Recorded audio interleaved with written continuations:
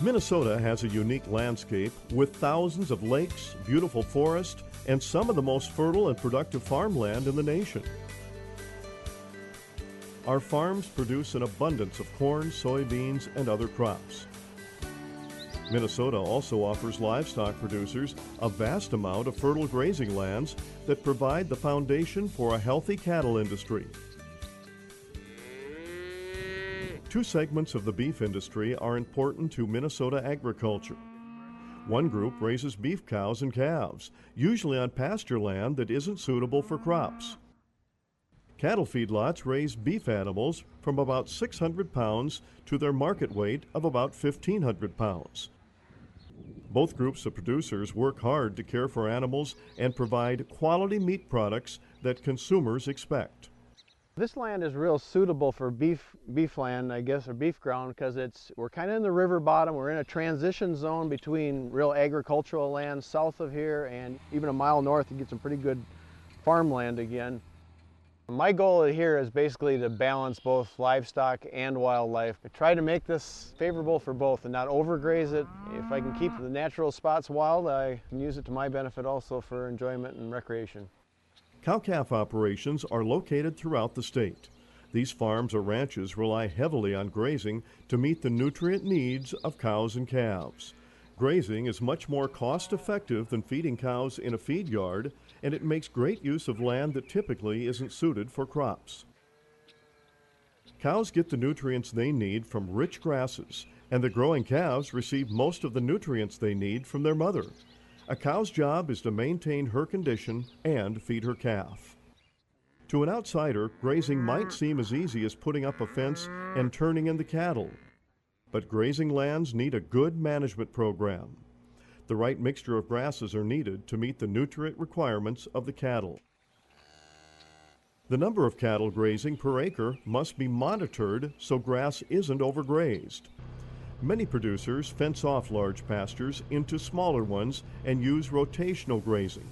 Pastures not being grazed will quickly regrow within a few weeks, and the cattle can be turned back in. Fresh water must be available at all times. In cow-calf operations, cows are typically bred in late summer or early fall using bulls or artificial insemination. Genetics are very important to produce a calf that will have the desired traits for consumer demand. Calves are born in late winter and spring. At birth, they weigh about 60 to 100 pounds. The producer checks his animals several times a day during calving. I check them every morning before I go to work, and as soon as I get home, and then right before it's dark usually. So here's a new one. So we're gonna go and see what we have here. I got a brand new calf this morning. I don't see Mom here, so I'm kind of wondering where she is. So I'm kind of surprised. It's a female, so I'm just checking navel okay, and so I am gonna give it a yellow tag.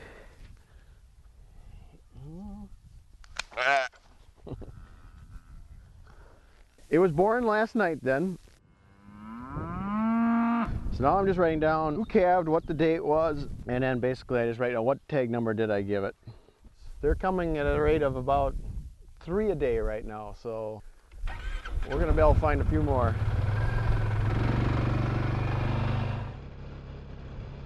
This is my second red calf this year, you know, and I actually thought I was gonna be all black completely. So I'm gonna give it a white tag. It's a male. I'm going to also band it. I band them right away now. I've done both. I've waited till the first week in July, or the first time we run them through the head gate, but it's almost easier for me just to do everything myself here right away. And so now we put the band on, make sure we got both of them.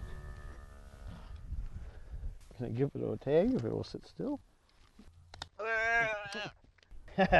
Well, you're full of spunk.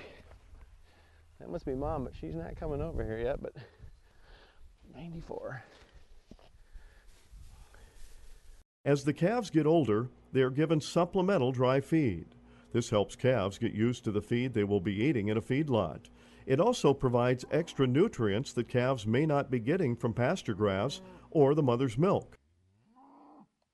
They're typically at a weight of 500 pounds, somewhere in there when I'm weaning them. For replacement cattle, I background everything through February, and then I will actually choose my 13 or 14 best heifers. I'll sell the rest. Those are going to be my replacements. I'll probably keep my best 10 eventually. Calves are weaned from their mothers when they are 4 to 6 months old. They are large enough to eat dry feed and no longer need their mother's milk.